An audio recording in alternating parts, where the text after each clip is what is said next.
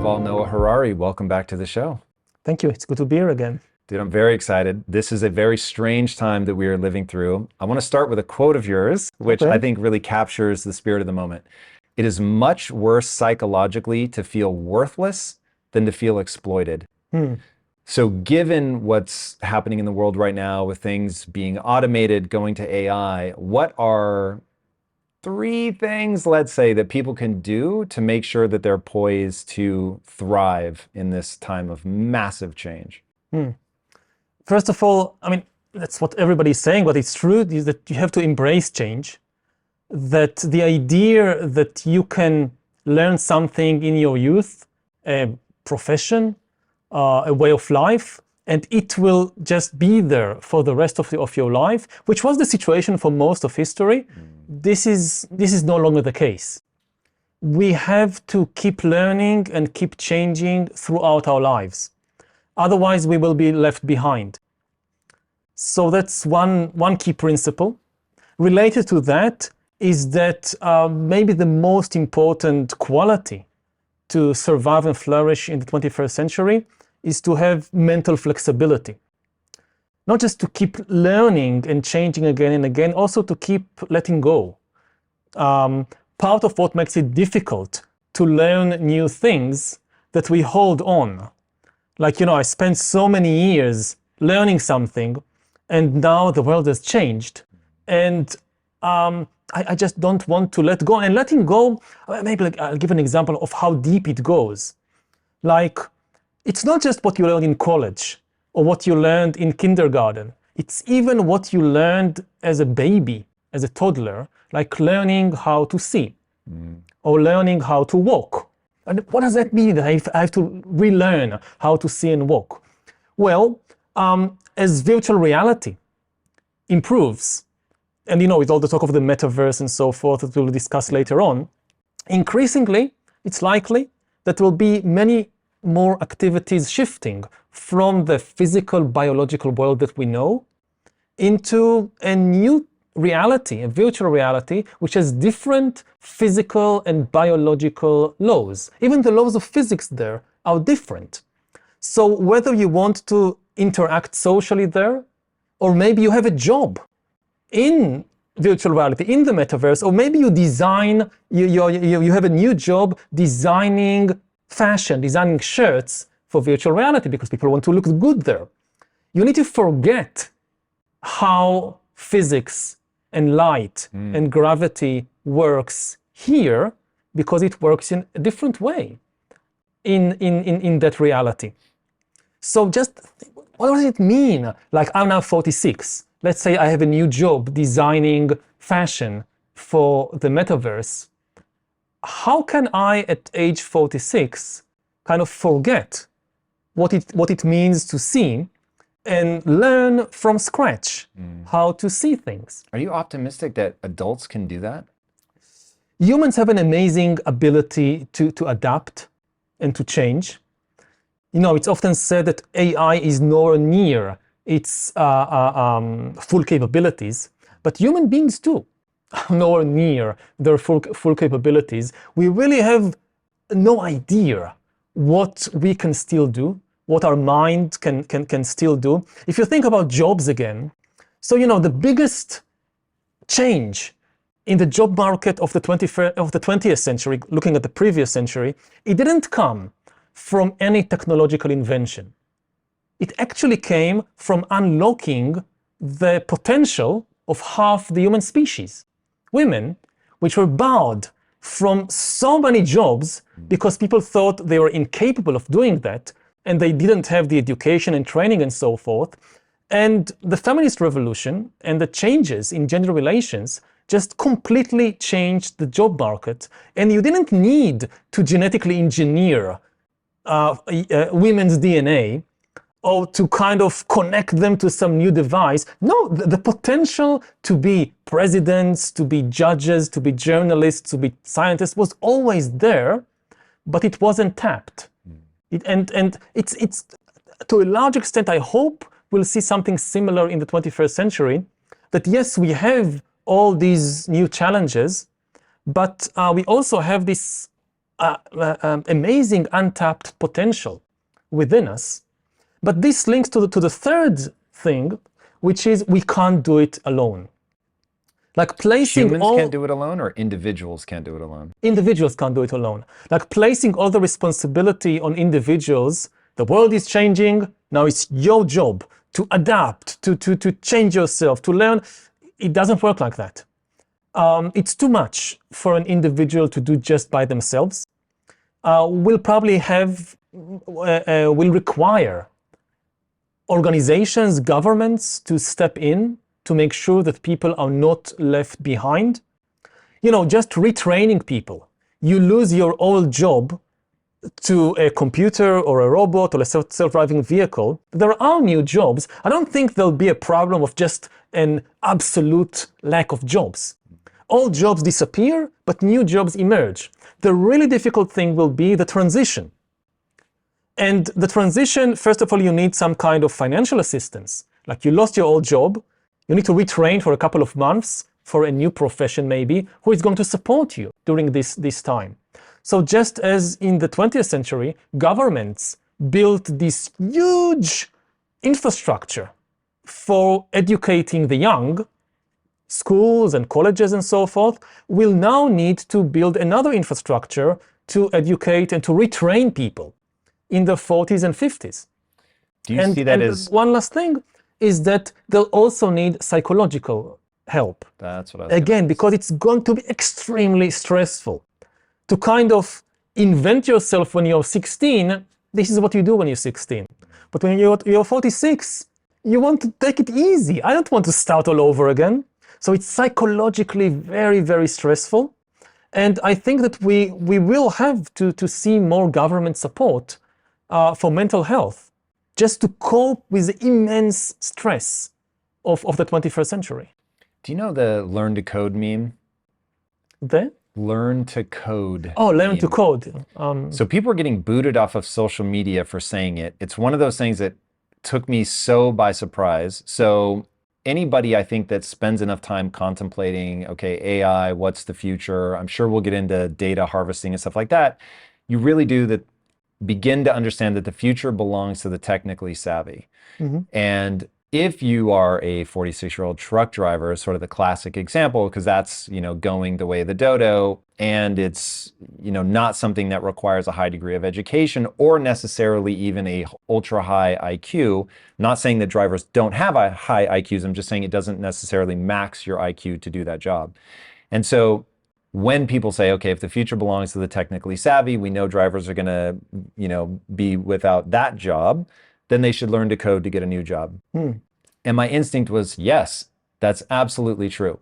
And I came to that debate super late. And so by the time I got there, people were already getting banned off social media for saying it. And I was like, wait, what?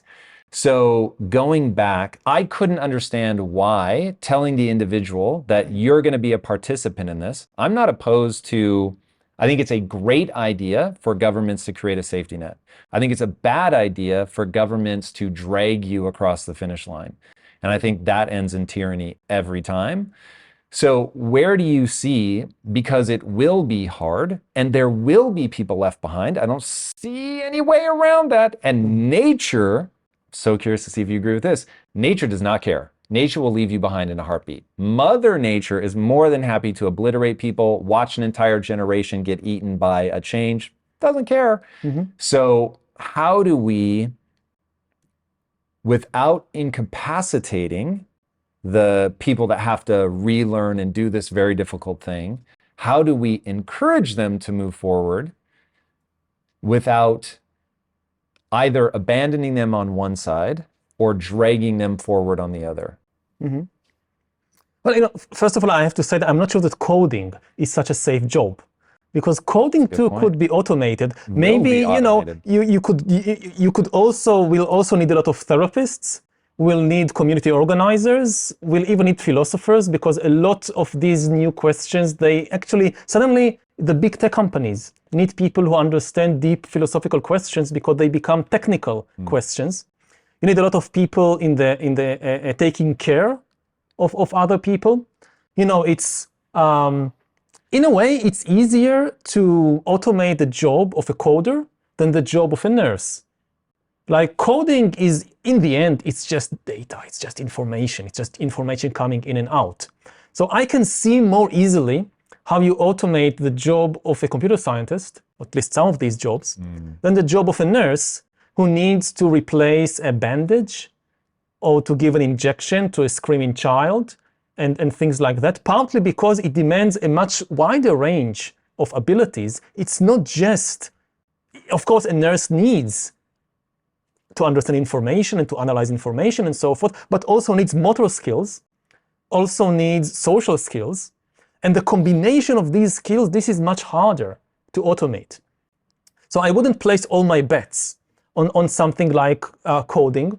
Governments are essential, again, partly because in many countries, I think about, you mentioned truck drivers, also textile workers. You think about many countries in Latin America, that they don't have a high-tech sector, they have a textile industry. Lots and lots of people working in textile, producing shirts. And suddenly, all of this is automated. It's cheaper to produce shirts in California than in Mexico or in Guatemala. And in addition to that, there is an entirely new line of textile industry, which is virtual shirts. Like I spend hours in virtual reality, I want to look good, the latest fashion in virtual reality. And somebody needs to design it. Now, how do you take, again, a 40-year-old unemployed textile worker from Guatemala and turn her or him into a designer of virtual shirts? So without government support, and in this case, these countries could, even they can't afford it. They will have to get support from the richer countries. Otherwise, we are facing a global catastrophe. So I'm not saying that governments kind of will force people to do something. It's, like with basic education for young people. You can still fail, you can still drop out, but at least you're given the chance. And then whether you use this chance that you're given wisely or not is up to you. But I think most of the successful systems in history, they are complex. They don't place all the responsibility just on individuals, because then a lot of people are left behind, not because of even their fault. It's just they weren't given the proper opportunity. On the other hand, trusting only government, then you get these kind of communist nightmares that we definitely don't want to try this mistake again. Yeah, that to me is the problem. And when I look at the culture war right now, which, quoting you again, you said, this is a paraphrase, but I'm gonna get really close. So by all means, if I say anything wrong, jump in. But you said, if Putin had waited 5 or 10 years to invade the Ukraine, the West probably would have imploded on its own, and he could have gotten away with it. And I was like, too impatient. Wow, that is, it feels terrifyingly accurate. So the way that the West is tearing itself apart right now, I find deeply distressing. So the reason that ties into this for me is that there is a necessary tension between, and I don't know if you'll agree with this, but by all means jump in if you don't.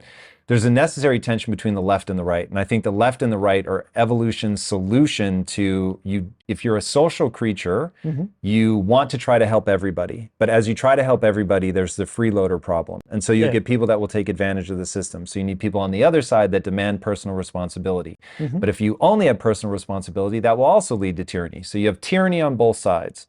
And so what you need is the tension in the middle. But you can't have the tension if each side thinks that the tension is the problem. If they're both trying to be right and they're trying to silence the other side. That feels like the core problem of the West, is that we no longer realize, oh, it's good that not everybody's on my side, whatever side you're on. Because if everybody were on my side, we wouldn't have the tension, we'll have tyranny. Yeah.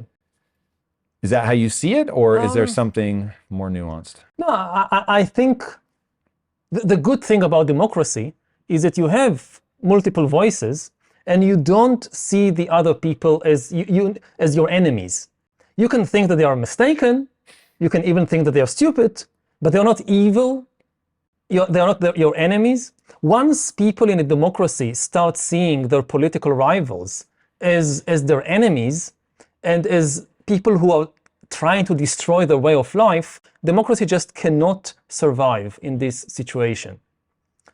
You can have a civil war, you can have a dictatorship, but you cannot have a democracy because, you know, if Americans think that the other side, the other Americans, are their enemies out to destroy them, then they will do anything to win the elections because this is now like a war, and they have no incentive to accept the result if they lose. And that's the biggest danger, I think, that not just the United States, but many countries in the West are facing, that increasingly people are seeing their neighbors, the people in the other state, in the other town, as their enemies.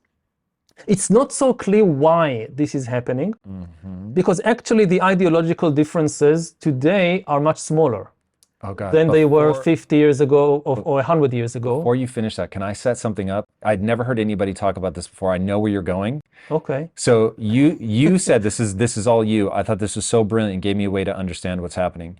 You said in the 20th century, there were three big ways of viewing the world. You had fascism, you had communism, and you had liberalism. Yes. Explain the three, because the punchline is where you're going now, which is why didn't people go with liberalism? But please explain the three, and then we can get into why liberalism is breaking down, because I actually don't understand why. Well, that's a lot to explain in brief, but basically fascism says that the state and the nation are the only thing that matters. Nationalism in itself is a force for good. Nationalism, when it's understood correctly, it means simply that you love the other people in your nation and you're willing to make some sacrifices for them, for instance, to pay taxes so that they get good healthcare. When it's good, nationalism is about love, not about hating foreigners or minorities. Fascism is when somebody says that the nation is the only thing that matters. Individuals, groups, they don't matter at all.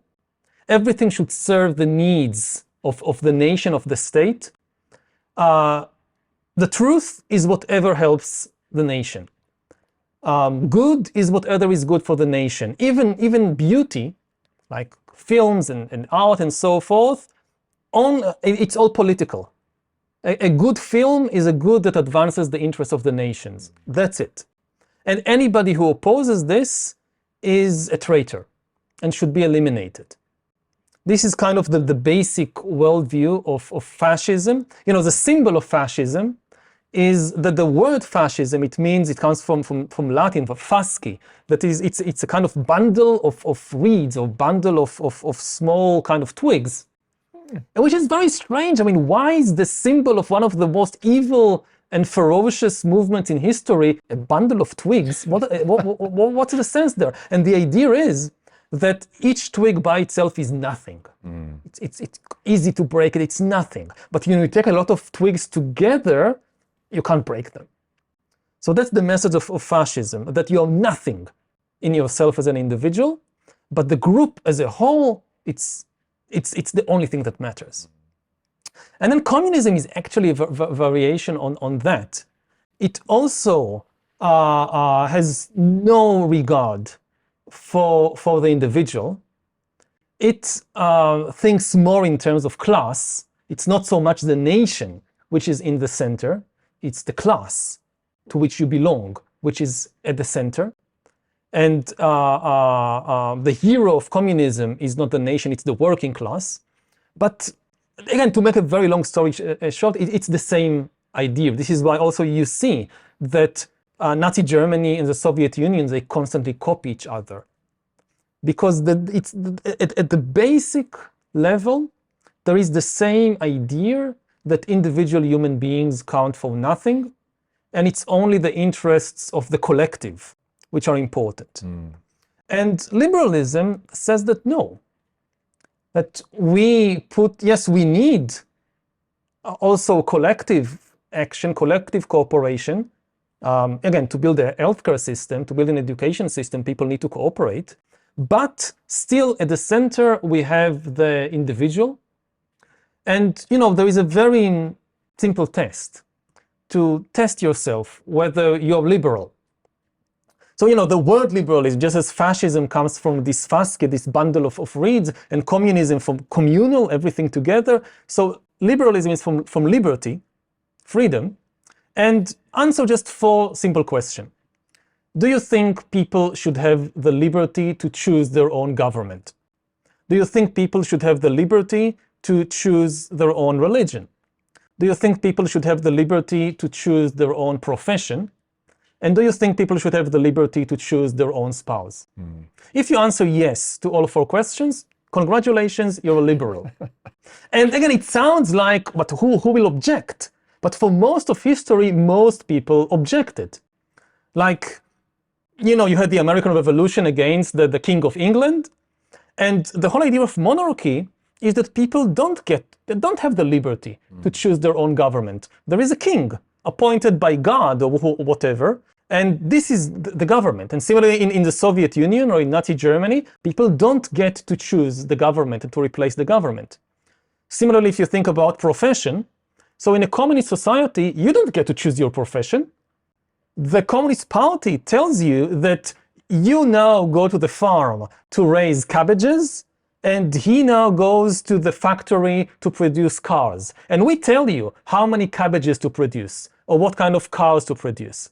And if you go, to the Middle Ages, so again, you don't have any liberty to choose your profession. If you're born to a peasant family, you'll be a peasant. If your father was a cobbler, you'll be a cobbler. That's it. You have no choice there. And of course, when it comes to choosing your spouse, same thing. It doesn't matter who you love. It matters what your elders tell you, what your church tells you, what the nation needs. And today, in the big ideological war of the 20th century, liberalism came on top. And when I said earlier that actually the ideological differences that I see today in the United States or in the West as a whole, in the world as a whole, are much smaller than 50 years ago or 100 years ago, because almost all people are liberal. Even the conservatives who think liberal, this is terrible, I hate these liberals, they are liberal. In the long-term historical sense. So of course we know these hot button issues like abortion, like gun control, and these things, and there you have arguments, but underneath it all, there is much deeper and more widespread ideological agreement than anything we have seen 50 years ago or 100 years ago. Even, these kind of hot button subjects like abortion, like gay marriage, they're actually the aftershocks of the Big Bang of the 1960s, of the sexual revolution. The really big argument about these issues were in the 1960s. The truth is, hitting your career goals is not easy. You have to be willing to go the extra mile to stand out and do hard things better than anybody else. But there are 10 steps I want to take you through that will 100x your efficiency so you can crush your goals and get back more time into your day. You'll not only get control of your time, you'll learn how to use that momentum to take on your next big goal. To help you do this, I've created a list of the 10 most impactful things that any high achiever needs to dominate. And you can download it for free by clicking the link in today's description. All right, my friend, back to today's episode. The gap there was much bigger. And in the end, almost everybody accepted the liberal position. In the 1950s, universities could expel students from university if they had sex before marriage. Whoa. This was sex before marriage. This is...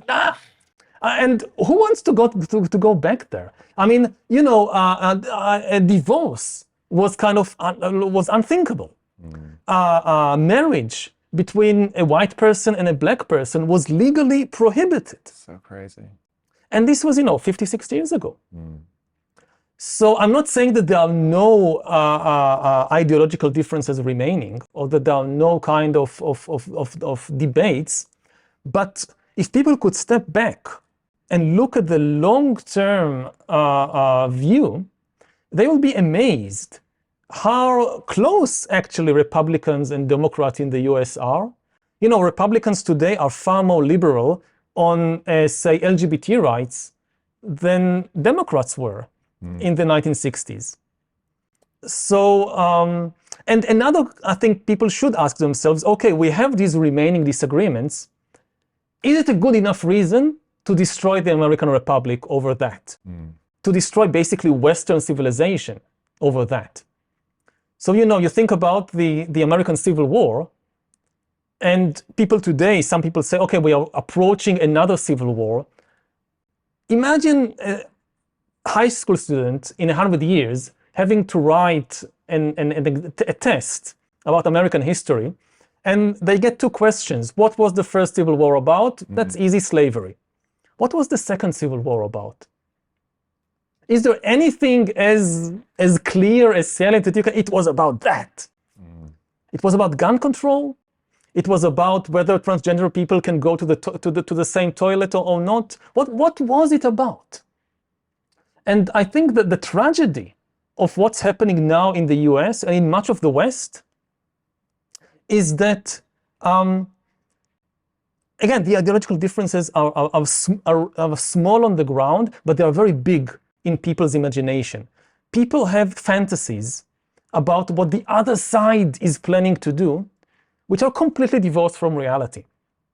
In the 20th century, you didn't need to fantasize what these communists want to do. They told you. That you listen to somebody like Lenin or Stalin, they tell you, we want to completely abolish private property. It's not a fantasy in the minds of some liberals that this is what the communists want to do. The same thing with the fascists. You just need to listen to Hitler. He literally detailed everything he wanted to do. I'm going to do this, and the Jews are a problem, and we're going to do this. I was like, what? I could not believe he published all of that before he rose to power. It was insane. It was in the open. And now much of the kind of gap is mostly in the imagination of people. And the tragedy is that in history, you can get terrible, terrible wars. I'm not saying everything that I said now is not like it's not going to be a civil war. It's not going to be civil strife in the... No.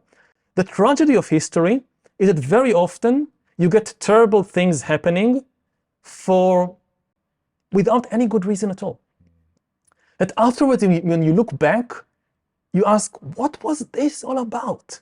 Like you think about the wars of religion in Europe in the 16th and 17th century, which, by the way, was part of the reason that people fled Europe to come to the United States. And Protestants and Catholics killing each other by the millions. Like a third of the population of Germany died in the 30 Years' War between Protestants and Catholics. A third of the population. And you look back today, even as a Protestant or a Catholic, and you ask yourself, what was this about? And it's completely incomprehensible.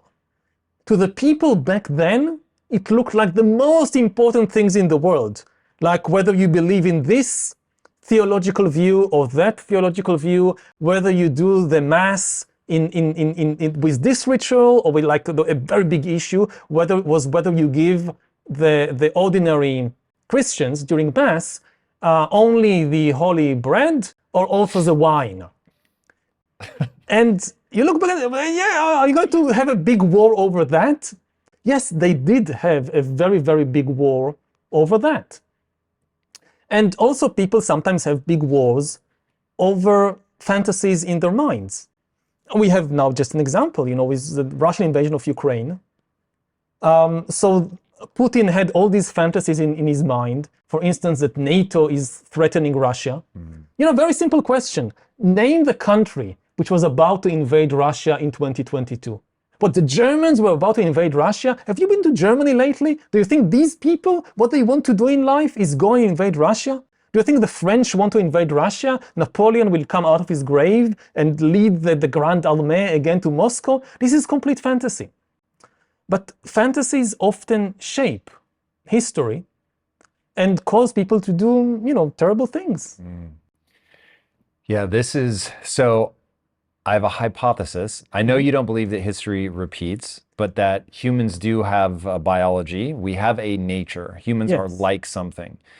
And I think there's two things, man, and this is like a random entrepreneur stabbing in the dark here, but I've engaged with people enough that I'm pretty confident that I'm on the right track. I think there's two things that lead to this kind of thing where we're fighting over something that in the end really isn't that important. One, some people need to be chased by a lion.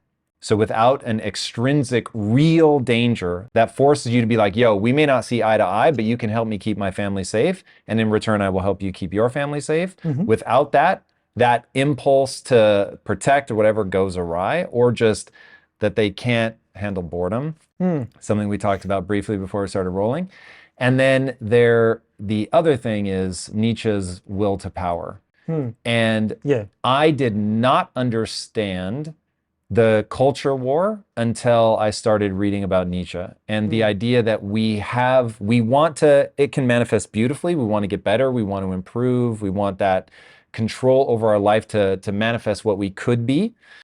But then there's also the toll booth person that isn't going to let you through if you don't have exact change, because they can. And that they get to feel that sense of, okay, I matter. I have some control over the world.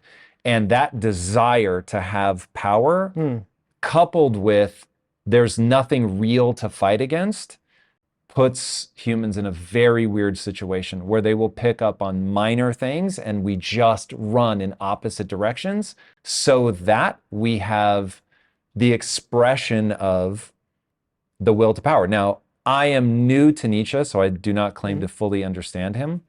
But it seems like he saw it as a pretty broad spectrum. It could be a beautiful thing. It could be an ugly, petty thing. So I don't want to paint it with like these dark overtones and wolves howling in the background, but like that it can manifest in a pretty ugly way. I completely agree that much of what we see now is not an ideological battle. It's certain politicians who, as you say, what is driving them is power, not ideology. And they are using divisive issues. You know, the way to gain power is to take a certain issue and politicize it, and they are searching for issues that can get people enraged, that can and then harness this energy to get to power. So a lot of the issues that people are fighting over, if they were depoliticized, they could have been solved much more easily.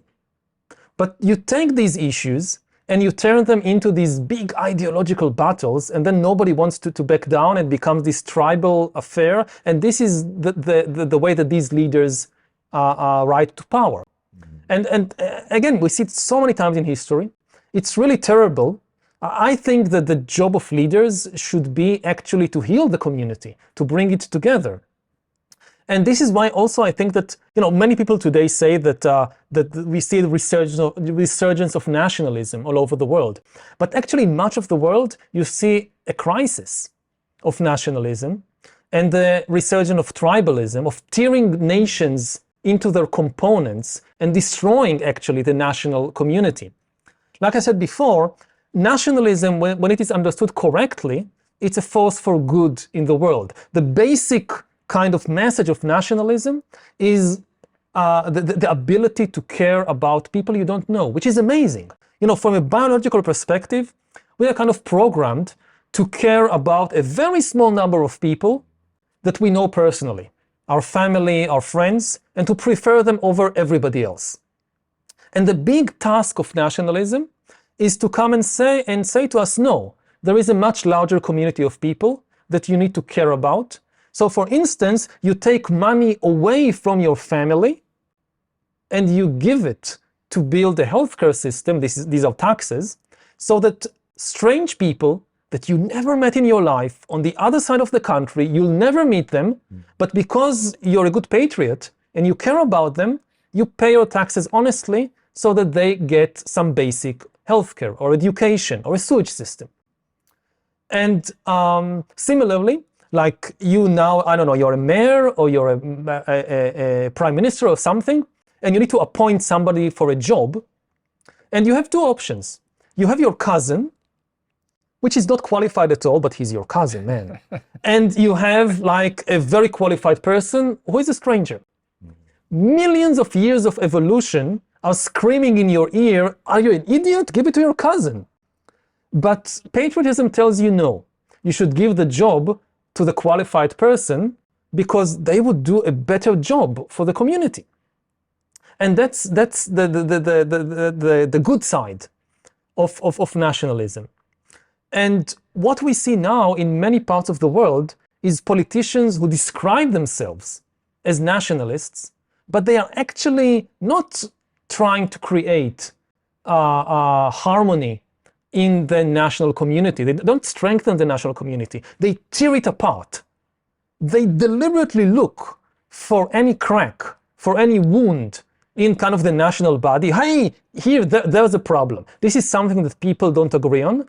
And instead of trying to heal it, they kind of poke their finger into it and try to enlarge it as much as possible, to inflame it, because this is their ticket to power. And in this way, they destroy the national community and turn the nation into warring tribes. And then they place themselves at the head of one tribe and tell people, you have to follow me, otherwise the other tribe will destroy you. And you're completely right. This is simply the will to power. It works. We see, unfortunately, in many parts of the world, we see that it is working. Not just in the US. I mean, there are elections this week in Brazil. There are elections next week in my country, in Israel. It's exactly the same. Instead of leaders who are trying to heal the national community, you see leaders that try to destroy it and get power by kind of leading just one tribe. Yeah, this is why, like, I'm a super optimistic guy. As I was saying before we started rolling, like, when it comes to AI, the metaverse, all that stuff, you're going to have to slap me back to reality because I'm so optimistic. But on this, I am pessimistic only because when I look at the human animal and the way that we're wired and what biology tells us to do, I don't see, it feels like a positive feedback loop that has been magnified 1,000-fold by social media. And so now information is coming at us so fast, it's memeified, so it becomes very easy to digest. I have a level of confusion because so much is coming at me. If I feel insecure, nothing, from a biology perspective, nothing is more intoxicating than the certainty of righteous indignation. So the reason that somebody can acquire power by poking at something is they're telling me exactly how to feel about something very concrete. And so it's like, you should hate those people because they have guns. You should hate those people because they believe in abortion. You should hate those people because on and on and on. And so now in all of my confusion, I have absolute certainty, and through a weird quirk of evolution, that calms my mind and distracts me from all the like internal emotional turmoil that I was having. And it's like the only way that I see that running its course, so that it's like labor. Once a woman goes into labor, there is no stopping it. She's either going to die or she's going to give birth to a child. Those are your two options. There's nothing in between. Because you're in that positive feedback loop. I feel like, and Lord knows I want you to tell me that we're not, but I feel like we're in a positive feedback loop right now of people racing away from each other. And the only way that they will come back to the middle is through enough suffering. And every war proves that after a while, you just don't want to fight anymore. And you've seen too many people die, and it's like, oh my God, this is so horrible. Now I'm willing to compromise. Now I'm willing to come back to the table. And if you see a way out of this, because I am a big believer in Nelson Mandela. When I read Long Walk to Freedom, that changed me at some deep fundamental level, where he was like, hey, they imprisoned me for 27 years. And what's my answer when I come back out? To find what I've heard you refer to as a middle way. So way number one is to remain oppressed. Clearly, he wasn't prepared to do that. Way number two is to become the oppressor. And he was like, you give up your humanity when you become the oppressor. So he's like, you might be in power, but you give something up that's not worth giving up. The third way, the way in the middle, is to heal people, to bring them back together. And so I'm like, if he can do that, like, none of us have an excuse. But I don't think that we can. I think he was such a freakishly rare human. I just don't know who we turn to. Well, I'm less optimistic about the metaverse and all that, and we'll discuss this in a minute. But I'm more optimistic. We can trade optimisms. Yeah, I'm the opposite. I'm more optimistic about. I mean, not like terribly optimistic, but a little more optimistic. All right, let's hear it. About our chances, kind of politically and so forth. I mean, first of all, I look at the long-term process of history. We started tens of thousands of years ago, hundreds of thousands of years ago, as isolated bands. I mean, 100,000 years ago, you have humans living in small hunter-gatherer bands of a few dozen individuals. And over history, you see that the direction is very, very clear. Humans find ways to trust more and more strangers, to come together into larger and larger groups, even though kind of evolutionarily, it makes no sense. I mean, we are programmed to trust just a very, very small number of individuals that we know personally. And yet, we have nations, we have countries of hundreds of millions of people. We have a trade network which covers basically the entire globe. So humans find ways how to overcome these tendencies and to develop trust. And when you look specifically even at the issue of violence and war, the last few decades have been the most peaceful era in human history. Now, I know there have been conflicts and wars in the last few decades. I come from Israel, you don't need to tell me. I lived in the Middle East all my life. But when you look at the statistics, it's the most peaceful era in human history. It's an era when humans had more chance to die from eating too much than from human violence. In most of the world, it became unacceptable for one country to just invade and conquer its neighbors because it's stronger. You see it in the state budgets, maybe in better than in any other place. For most of history, the number one item on the budget of every king and sultan and emperor is the army. The army, the navy, the fortresses, the military. In recent decades, the average expenditure of governments all over the world together, the average on the military is about 6%. Wow.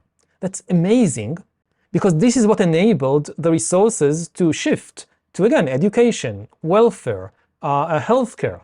Most countries spend much more on education, healthcare, and welfare than they spend on their military. What is up, my friend? Tom Bilyeu here, and I have a big question to ask you. How would you rate your level of personal discipline on a scale of 1 to 10? If your answer is anything less than a 10, I've got something cool for you. And let me tell you right now, discipline, by its very nature, means compelling yourself to do difficult things that are stressful, boring, which is what kills most people, or possibly scary or even painful. Now, here is the thing. Achieving huge goals and stretching to reach your potential requires you to do those challenging, stressful things and to stick with them even when it gets boring, and it will get boring. Building your levels of personal discipline is not easy, but let me tell you, it pays off. In fact, I will tell you, you're never going to achieve anything meaningful unless you develop discipline. All right, I've just released a class from Impact Theory University called How to Build Ironclad Discipline that teaches you the process of building yourself up in this area so that you can push yourself to do the hard things that greatness is going to require of you. All right, click the link on the screen, register for this class right now, and let's get to work. I will see you inside this workshop from Impact Theory University. Until then, my friends, be legendary. Peace out.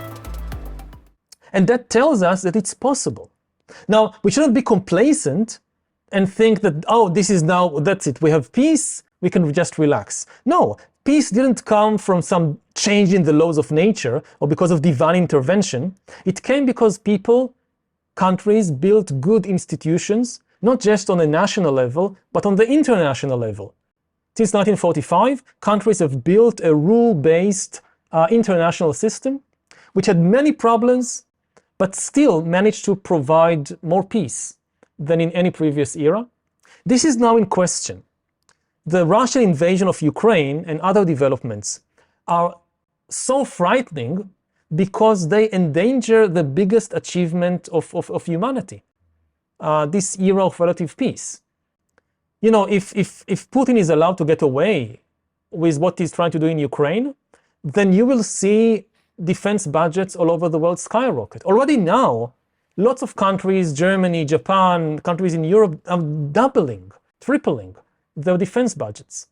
It's basically like, you know, you had the biggest taboo in the international system, was you cannot invade another country and conquer it just because you're stronger. And he is now breaking this taboo, and everybody around the world is watching to see what will happen. It's like in a school when you have a bully who picks on a smaller kid and starts beating him, and all the kids are watching what will happen. If the bully gets away with it, if nobody intervenes, then it's clear to everybody that's it.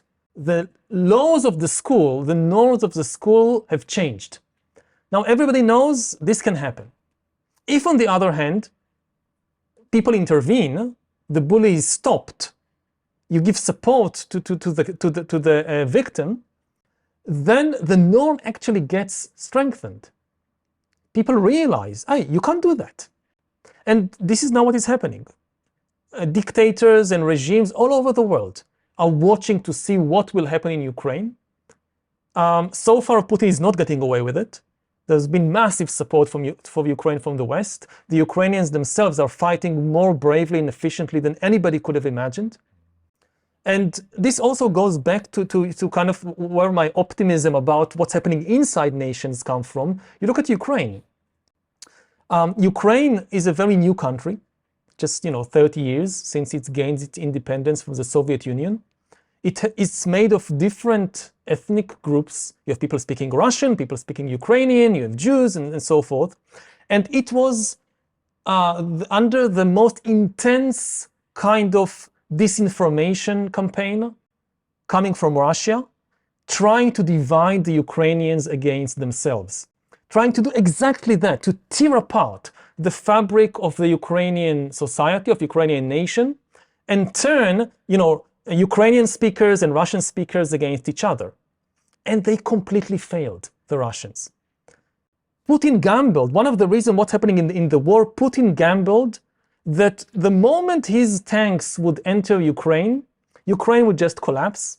Zelensky would run away, the Ukrainian army would surrender, and lots of Ukrainians would, throw flowers on the Russian tanks. And it didn't happen. The Ukrainians actually came together. Zelensky didn't flee. The Ukrainian army didn't surrender, and people threw Molotov cocktails on the Russian tanks. And Zelensky himself, he is Jewish, coming from a Russian-speaking family. Now, if Ukraine had fallen victim to this kind of tribalism, then the Ukrainians would think that, well, he's Russian-speaking, he's Jewish, he's not really Ukrainian, we can't trust him. But he became this national hero. And I think that, I hope that more countries around the world would learn from this example that nationalism doesn't mean that you hate minorities or you hate your neighbors. No, it means that people come together. It's an interesting take on nationalism that I've thought a lot about, because I grew up in the 80s when it was self-evident that you loved America. I mean, that was certainly the prevailing thing. To be against America was like punk rock. Like, it was so anti, it was like way outside the pale. And now that's become so commonplace that it isn't even punk rock anymore. It's like, it is, I don't know that it's the dominant voice, but it's a big enough voice that it isn't uncommon to bump into. And the amazing thing, you see it from both sides. It's not like you say, okay, these kind of extreme radical lefties. You also see it on the right, that people are against the federal government, against the FBI, against the postal office. Like anything that smells of the state, and they have all these conspiracy theories about the deep state. And you know what the deep state really is? The deep state is the sewage system. Somebody built this system under our houses and streets and towns, and it's a good system. You go to the toilet, you flush down what you've done, and it's gone somewhere, and it's being taken care of. If there was no sewage system, we would die of cholera. Because somebody needs to take care to separate, say, the drinking water from the sewage system, that you don't get germs in your drinking water. And who is this somebody? This is the job of the government. This is the job of the state. And that's the deep state.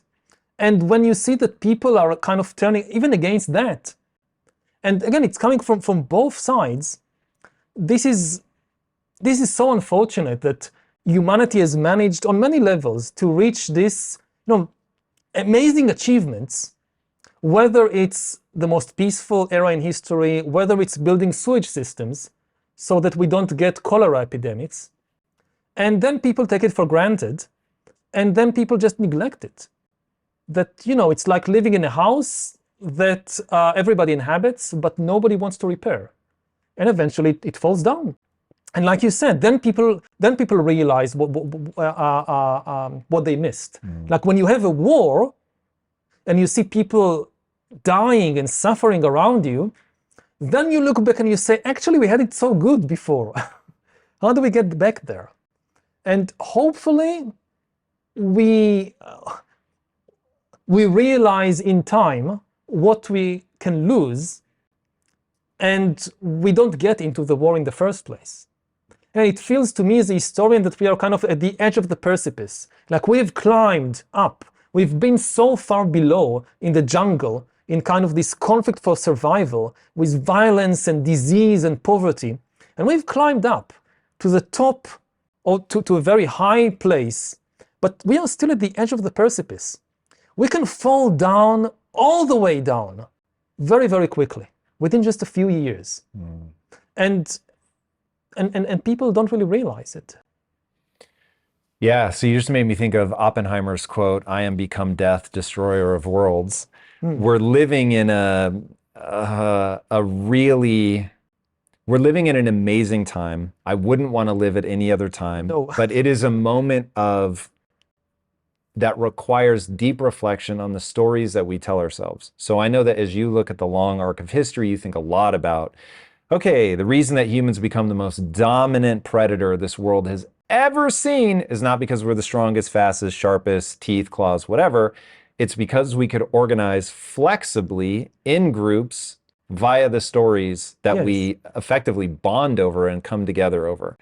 And when we were talking about fascism, communism, and liberalism, when I first heard you talk about that, you said these are the dominant stories that over history people have been fighting over. So you have the story of the state is the only thing that matters, and that what life is going to be is an eternal struggle between warring states. One will violently conquer all the rest, and then there will finally be peace. So it's like, hey, as Germans, we're the one. Like it's us. Like all we have to do now is take over, like it was meant to be. Then communism, same idea. It's the story that only the state matters, but the way that we get there is by distributing everything equally. And then liberalism, the story. And you said World War II ended the idea of fascism. The Cold War ended the idea of communism. Liberalism actually worked, but it's still tearing itself apart. And so then the question becomes why? Okay, so now if we're on this precipice and it's this incredibly important moment where we've got the potential for gene editing, which you've said could destroy all of humanity. We've got the potential for AI, or AI is here, man. Anybody that doesn't recognize like how, like now that we're using it in our own business on both the traditional content side, so what we're doing now will be tremendously influenced by our ability to find our audience using AI. And then on the other side, so we're building in the metaverse. So who's designing those shirts? It's largely humans, but now they're being augmented with AI. You can literally type something and it will give you a design. It's insane. That's today. So it becomes a question of what story are you telling yourselves? Now, I think the thing, because you and I agree on a lot, but if I had to guess on the thing that maybe makes me slightly more pessimistic than you is I believe ultimately the collective is a reflection only of the individual. And I do think that even if you want collective change, it has to spring forth from the individual. Now we get into the deep complexities of what that looks like. So when you have somebody like a Nelson Mandela who can actually, as an individual, sway the collective, okay, that's very special. And so there's clearly a relationship. It's not an individual in isolation. We're not whatever 7.4 billion individuals in isolation. It's very much the way that I say it is we are both the shout and the echo.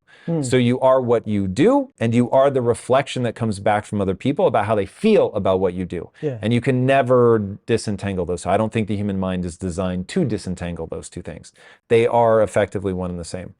But the thing that gets in there, the way that we're able to take all of these variables and make sense out of it is through a narrative, which then deeply simplifies this incredibly complex world. And so the thing that I cling to as hope on this precipice is that people take the responsibility to tell themselves a narrative that brings people back together. Yeah. That's the only path I see forward. And so my thing is, as somebody with a platform, I think a lot about go ahead. No, but there is a narrative. There is, actually, this is the main story that I tell in my new book, Inescapable Us, which is aimed at kids, but to give them the understanding that their identity is closely connected to all the other people in the world, and actually even beyond people, to other animals. Because if you want to understand who you are, so you get these kind of national stories, which are important, but they are so limited.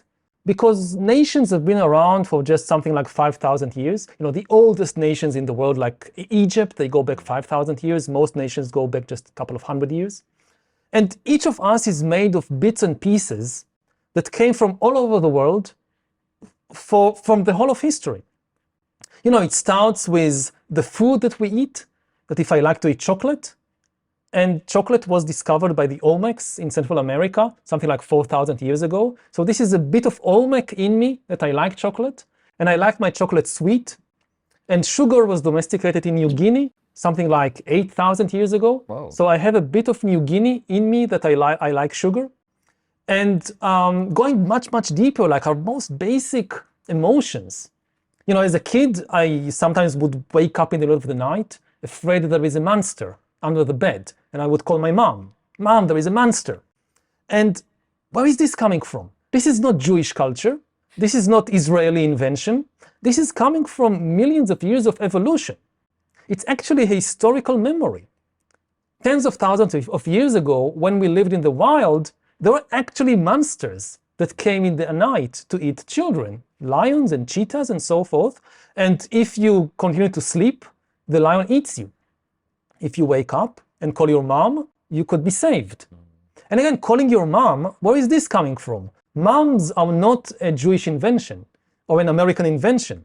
Again, all mammals and all birds have a very close connection between mother and offspring. This is the very definition of being a mammal. Mammals means that, you have turtles. So the mother turtle, she would just climb at night from the ocean, dig a hole, lay eggs, cover it, go back to the ocean. That's it. Right. My job is done. Best of luck. Best of luck to you. Now, as a mammal, all mammals eat their mother. Like you're born. It's a crazy way to say it, but yeah, it's true. She not only carried you in her womb, after you're born, she actually feeds you from her body. And if something happens in the connection between mother and child, you don't survive. And this is so basic in who we are. And as a Jewish kid, you should know that it's the same with Muslim kids. And it's the same with Russian and Ukrainian kids. And it's the same with American and Mexican kids. So this is something very, very deep in us that connects all of us. And I think this is a basis for a narrative for the 21st century, because we now face also collective challenges that threaten the existence, the humanity of all of us. And then it's not just nuclear war and climate change, it's also what you mentioned. I see new technologies like genetic engineering, and to some extent also AI, as existential dangers to all of us that we should unite to face. Is genetic engineering the one that freaks you out the most? It depends, because it develops much more slowly than AI. So in terms of what it can do, then genetic engineering is probably the most frightening. Germline only, or do you not want people even messing with their own? At this stage, we just don't understand our body and our brain and our mind well enough to start messing with it. Basically, if you give corporations and armies and governments the technology to start changing the human body, so they will start changing, kind of developing, upgrading the human qualities that they need. Yep. They want discipline. They want intelligence. Like armies want disciplined and intelligent soldiers. So they will try to mess with our genes, with our body to make us more disciplined and more intelligent. Now, other things like compassion or like spirituality, they don't want that. Putin needs disciplined and intelligent soldiers to fight his war. He doesn't want compassionate soldiers or spiritual soldiers. So even without trying to eliminate these qualities, just by focusing on what they want, we might get kind of highly intelligent and highly disciplined humans who lack compassion and lack any spiritual depth. And the terrible thing about that is that it will not be a temporary change. It could go on for generations.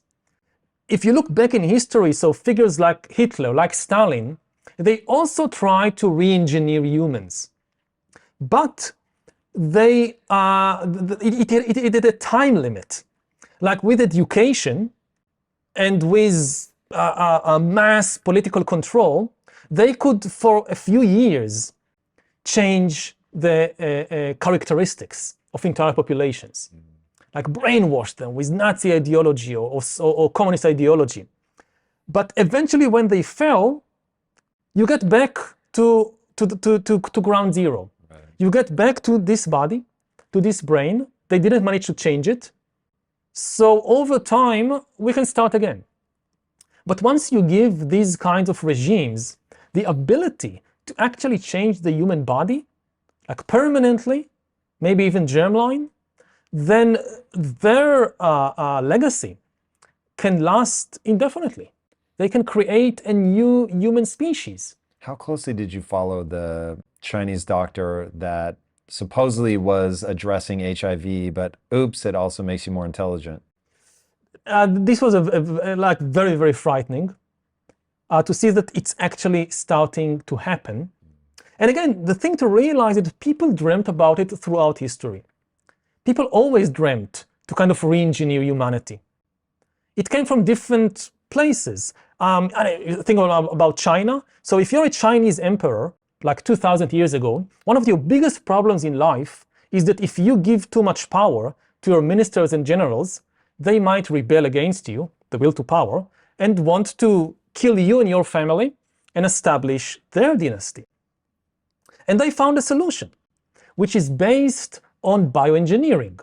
Now you can ask, bioengineering 2,000 years ago in China? Yes, it's called castration. Whoa. Castration is bioengineering. You take a man, you cut something off, you get a different kind of man that is perfectly fit for the purposes of the emperor. I didn't know they did that. Yeah, eunuchs. I knew eunuchs existed. I didn't know they were generals. You had eunuch generals and eunuch ministers because they pose much less of a threat. They can't establish their own dynasty. Wow. And there are periods in Chinese history when most of the imperial administration was eunuchs. Do you have a dark view of humanity? Dude, you want a government job? Yes, just give us your testicles and we'll give you a government job. And this was not just China. You see the same thing happening in the Byzantine Empire, in the Caliphate, in the Islamic Caliphate, because this was kind of bioengineering of 1,000 or 2,000 years ago, that again, you need this special kind of human, which has intelligence and discipline, but doesn't pose the threat of establishing their own dynasty. That's the solution. So, of course, this was very limited. But you had other, you have the Christians. They also have a problem with humans as they are. Because humans are not very good in obeying all the kind of dictates of Christianity. So they try to change humanity, but they fail. They don't have the ability to really intervene deep inside the human genome, the human brain. Like Christianity doesn't like sex very much. It has a negative view of sex. But what to do? I mean, you can't change the human sexual urge. They tried a lot of times. But even monks and nuns did not always keep their vows of chastity. You have popes who had children. So Christianity had a very big trouble, like overcoming this sexual urge of humans. And, you fast forward to the future, what would some fundamentalist religious regime, Christian or Muslim or whatever, do with genetic engineering? What I often say is that the people who develop the technology, they usually think about the good usages. We will use this to cure disease. We will use this to improve people's lives. But you also need to take a moment, think about the politician you most hate in the world, or think about the religious movement or the ideological movement that which was the worst in history from your perspective, and take a few minutes to think, what would they do with the technologies that I'm developing right now? It doesn't mean we stop all technological development, but it means that we have to be very careful, especially about something like genetic engineering, which is to some extent irreversible. We have never seen something like that in history. That the Chinese emperor, they could create eunuchs, but it was just one generation. They could not create an entire kind of new species of human eunuchs. It doesn't work. But now it could be done. So that's one very big danger. And the other big danger, it comes from AI. Because AI also is something completely new in human history. It's the first time that we invent something that can take power away from us, going back to the will to power. Every previous invention in history gave more power to humans.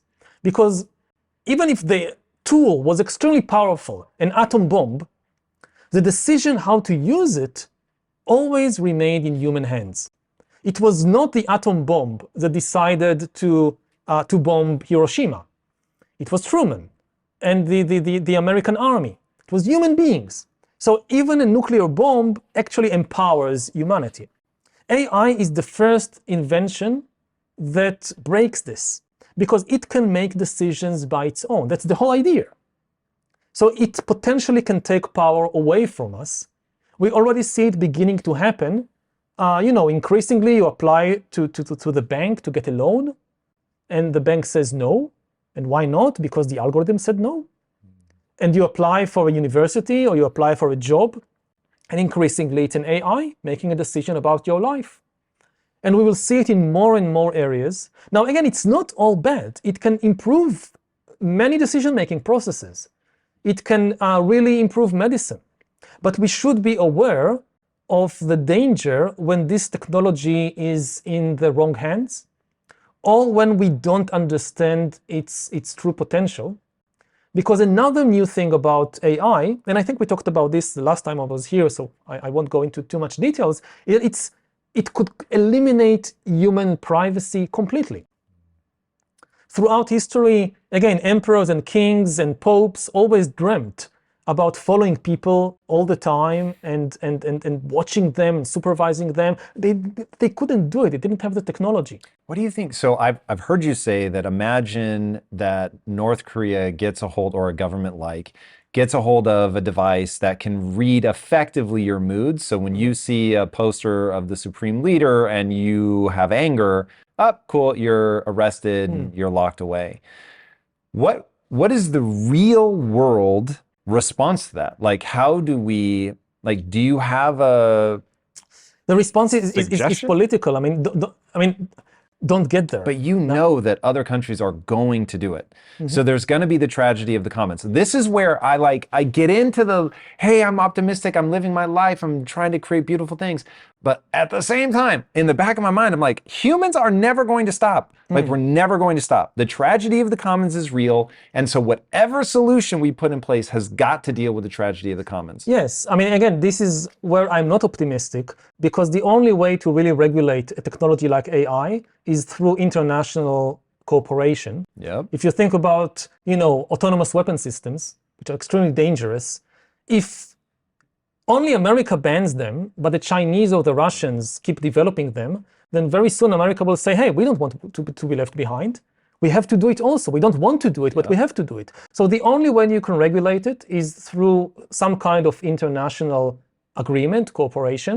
And as international tensions in the world just increase, then I'm not optimistic at all about the potential to regulate this technology.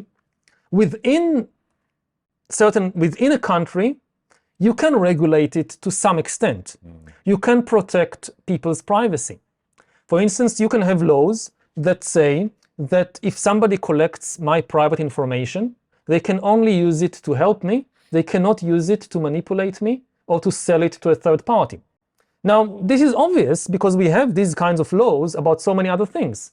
Like with my personal doctor, it's known for years, for generations, that you have exactly these kinds of laws. My personal doctor has a lot of very private information about me, and he or she use it in order to help me. They are not allowed to use it to manipulate me or to sell it to some political party or to some corporation.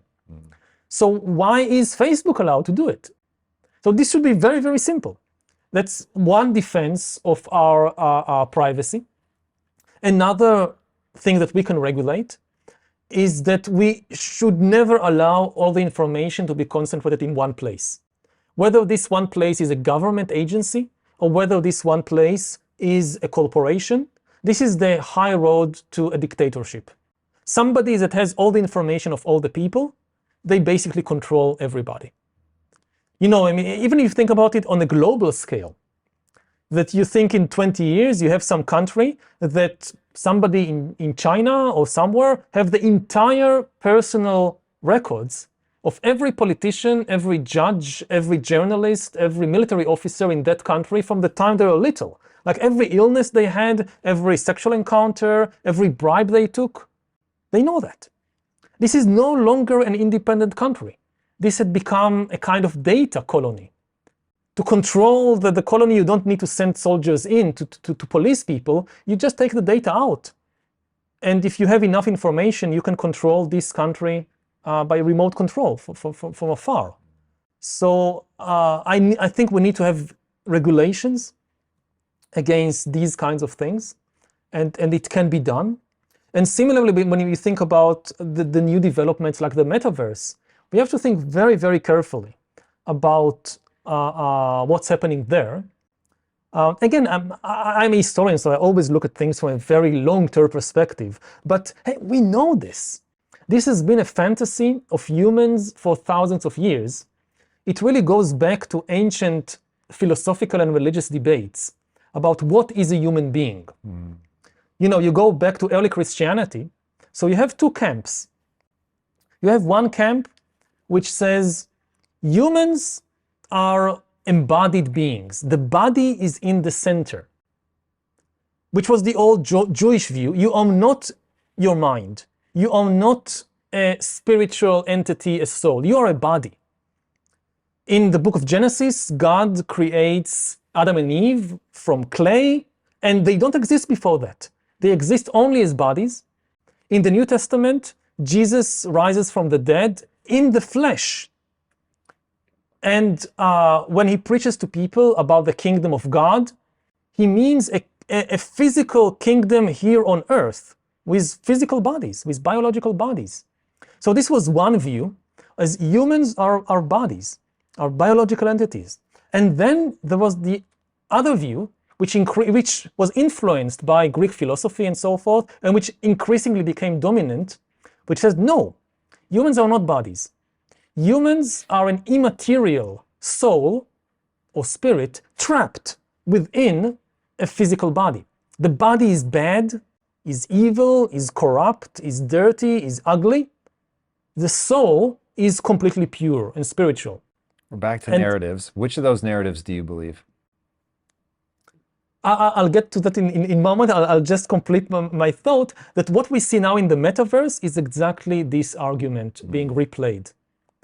That is, can we as humans just shift to the immaterial realm of the metaverse and leave our biological bodies behind? Or is it impossible or even dangerous to try and separate our kind of mental existence from our bodily and physical existence. I'll maybe give you a little bit of hope for some of the people working in the metaverse. So I am very grounded in biology. So the things that I'm interested in with that very much coexist. Now, will it be interesting for a entirely virtual species to inhabit? Maybe that could be cool, but that doesn't help us. So even people thinking about uploading their consciousness, I've thought through that one a lot. It would be a copy of me, but it wouldn't be me. So all of the sadness of death and all that I would be hoping to avoid by doing that doesn't help. Maybe it kind of gives the same sense of having a kid, but it wouldn't by any means save me from having to deal with death. So, but the metaverse is still really interesting to me. Now, I'm a person, when I say I'm grounded in biology, I'm talking about understanding the microbiome and how wildly that influences my thoughts. And am I just a shell for microbes? Maybe. And so like, I take a very, very grounded approach to that. Now, having said that, so hopefully that gives you a little bit of optimism. Not everybody's trying to divorce from the body. It's, I but think if you spend most of the day, well, that I would caution against. All the important, increasingly your social life, your job is increasingly in the metaverse. The biology of the situation will make that a disaster. So I would highly, as somebody developing in the metaverse, I will highly caution people against that, because you have to feed your microbes. You have to love and bond, and there's so many things that we pick up on. Anyway, I totally see how it derails. But if people are talking about like, hey, you can't ignore the body, this is a very real thing, you have to pay attention to this, fun place to visit, you can't live there. Hopefully we can avoid some of the nonsense that comes along with like social media, where nobody even talked about, let's talk about how this becomes deranging. Because social media has been incredible in my life. I don't have an addictive personality, so that probably helps. So it's very easy for me to go, I spend a little bit of time on it. What time I do spend is incredibly empowering, because I have trained the algorithm to give me useful things, not things that compare me to other people and make me feel terrible. So it's like, you have to be very thoughtful about stuff like that. So my hope is that we get a little bit wiser. Of course, not everybody will. But it really does come back to this idea of narrative. Like, I tell myself a narrative about what the virtual space is. It's going to keep me, I think, from hitting the major roadblocks. I'm sure there will be things I can't anticipate yet. But the thing that I want to make sure that we touch on is, I am not religious, but I worry that the thing that you're talking about, where we have to be thoughtful about gene editing and we have to come together as a big cooperative, I don't know how that happens without something filling the godlike hole in all of our brains, where we want some grand meaning, something that we can orbit around. But there is no God hole in our brain. Interesting. I mean, people think. So you don't worry about God is dead at all. No. It doesn't faze you. I mean, we managed without him for many periods in history. And we've been doing quite well in recent generations without him. I think that some people connect God and morality. How do we come together then as a huge species, like as one planet, to fight the big things? What's the big narrative we all revolve around? I think the big narrative is the biological narrative, that we are all Homo sapiens, that we are all have the same basic experiences, that we all want to fall in love, that we all have very deep ties with our family members, that we don't want to be sick, we don't like pain, that we don't want to die, that we're afraid to die. I mean, these are things that are common to all humans. You don't need God for them. And also, very important, you don't need God for morality. Some people say that, and it was common in history to have this argument, that even if God doesn't exist, we have to believe in him, because without God, people will just kill and murder and rape. And we now have empirical evidence that this is absolutely not true. I don't think it breaks down like that. I think people are missing something more subtle with that. I'm just playing with these ideas. Please. I hope it doesn't come across like I think I know. But I feel like the thing is more subtle. So I haven't believed in God since I was like 15. So I totally get, as I've never felt compelled to steal, murder, rape, none of that enter my mind. But when I look at sort of the broad sweep of humanity, I realize that people will fall in line with whatever the sort of dominant philosophy of their tribe is. So by way of example, I feel almost ridiculous bringing this up to you because you're a historian and I am very much not, but the thing that stopped the conquistadors from coming up and taking over what we now think of as America, the thing that originally stopped the Americans from coming across, the Comanches tribe, I believe is the name. And so how do they become the tribe? When all the other Native American tribes were falling by the wayside and getting relegated to reservations, why didn't they? Because of sheer brutality.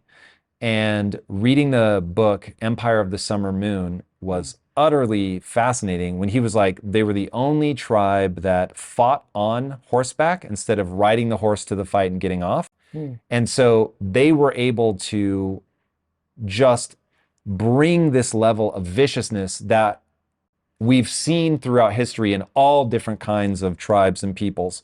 But hearing it described, you realize, oh, it was actually really effective. So thinking of yourself as a warrior, treating the other people as the other, that you need to stop them, kill them, torture, maim, whatever. You kill all adults. You take either the women and the adult males, you take women and children, but if they're infants, then you kill them too because it's too much of a hassle.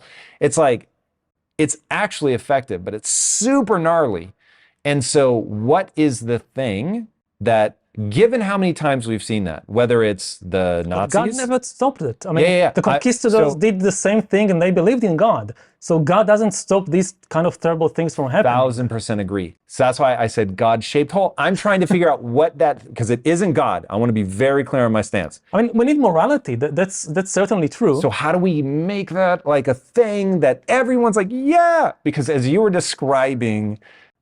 getting everybody to recognize the biology of it. So I have said 1,000 times on my tombstone, I want them to put, you're having a biological experience. That, like, you and I could not agree more about, like, I want that to work. I just don't think it will. And so how, or maybe this, how do we make you're having a biological experience so cool and so infectious that it propagates and people come together?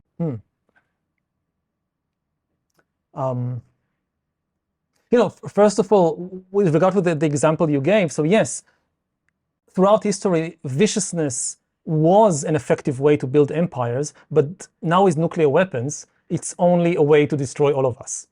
So the same way that AI is a game changer and the same way that genetic engineering is a game changer, nuclear weapons were also a game changer. That you can no longer conquer the world by force. The only thing you will achieve is the annihilation of everything. Just to be clear really fast on that, all I'm saying is that they became the tribe not by being genetically superior, by having a belief system that made them unstoppable. Yes. So, and this now becomes more and more dangerous to have this kind of belief system.